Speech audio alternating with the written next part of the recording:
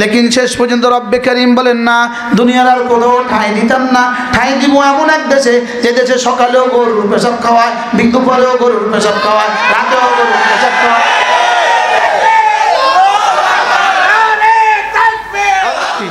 পুরো জাতির অর্থনীতিকে ধ্বংস করে দিয়ে বিদেশে শত শত বাড়ি বানিয়েছ শুধু একটু সুখের ঠিকানার আশায়।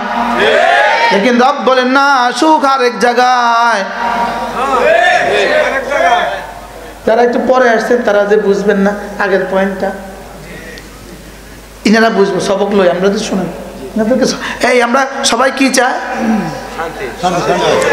দুনিয়ায় শান্তি। এরা এত হত্যা করেছে কেন? শুধুই দুনিয়ায় সুখের আশা। বিদেশে এতগুলো বাড়ি বানালো কেন? এতগুলো বাড়ি বানিয়েছে শুধু এই আশায় বুক বেঁধে। এরা তো জানতো একদিন দেশ ছাড়তেই হবে।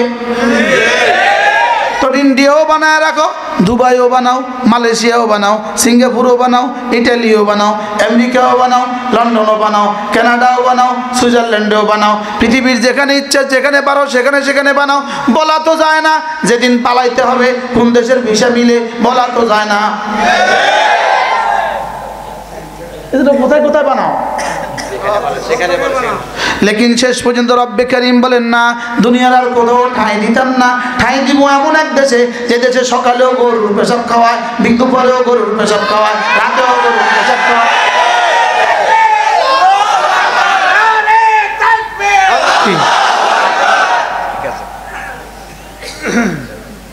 ঠিক আছে না? নাই ঠিক আছে। আপনি বাস্তব না বাস্তব?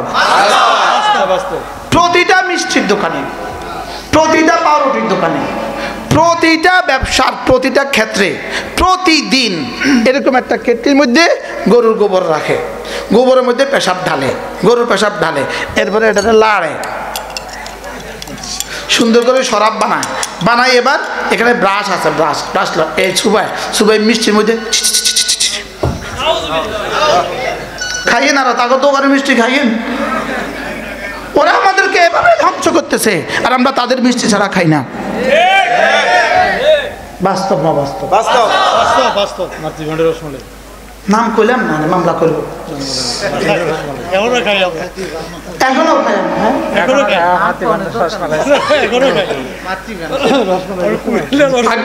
নাম কোনো দরকার নেই, নিজে মাতৃভান্ডার নাম করার দরকার নেই। কথার কথা এটা তো সত্য কথা। এক্সাম্পল, জাতির বিরুদ্ধে এত ষড়যন্ত্র করে, লেকিন প্রতিটা ওদের মধ্যে দোকানে মানুষ বেশি। ওদের মিষ্টির দোকান ছাড়া মিষ্টি খায় না। জাতির মুসলমানদের বিবেক কবে খুলবে? আকলে কুত্তে মুতলো কেন? হিন্দুদের মিষ্টির প্রতি এত আগ্রহ কেন? বলেন না বাস্তব না বাস্তব? এজন্য সকাল সন্ধ্যায় কি খাওয়ায়? গরুর গোবর আর কি? গরুর পেশাব। সুন্দর ম্যাডাম, 16 বছরের বন্ধুত্ব, 16 বছরের প্রেমের পুরস্কার। 16 বছরের প্রেমের কি পুরস্কার? গরুর গোবরই খাওয়াইলাম না তো আপনাকে আর খাওয়াইলাম কি?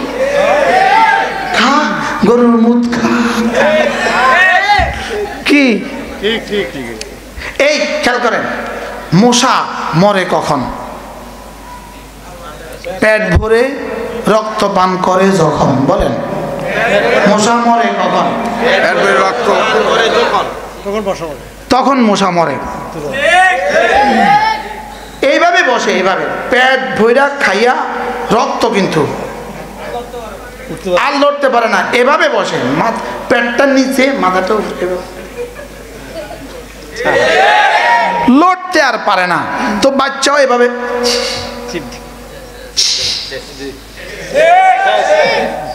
বাস্তব না বাস্তব?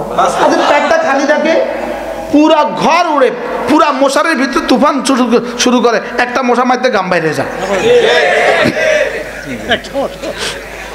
একটা মশা মারতে কি হয়ে যায় বলেন? গাম বাইরে যায়।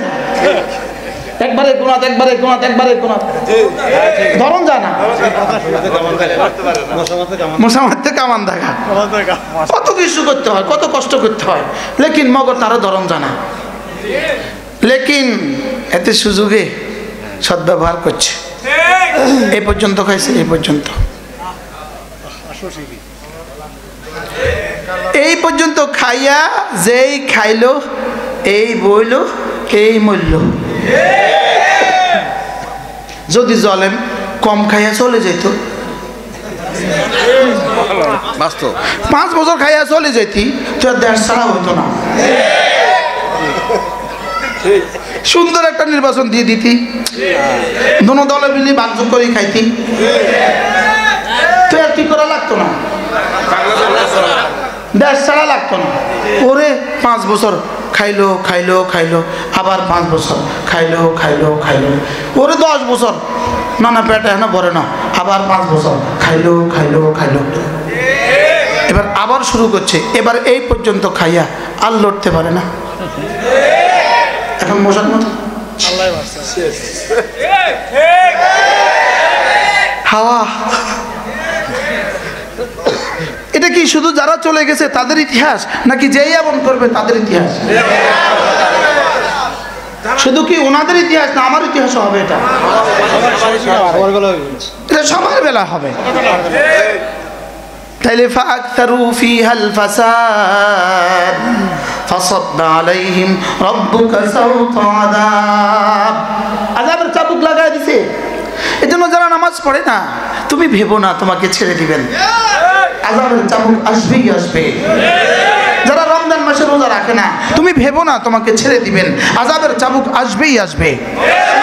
আজকের এই মজলিস শুধু 2টা নিয়ত করো, চলো আজ থেকে নামাজ ছাড়বো না, 2 নাম্বার রমজান মাসে রোজা ছাড়বো। বলেন ইনশাআল্লাহ, বলেন ইনশাআল্লাহ। আল্লাহ তৌফিক দান করেন। বলে হুজুর এত সহজ সবক,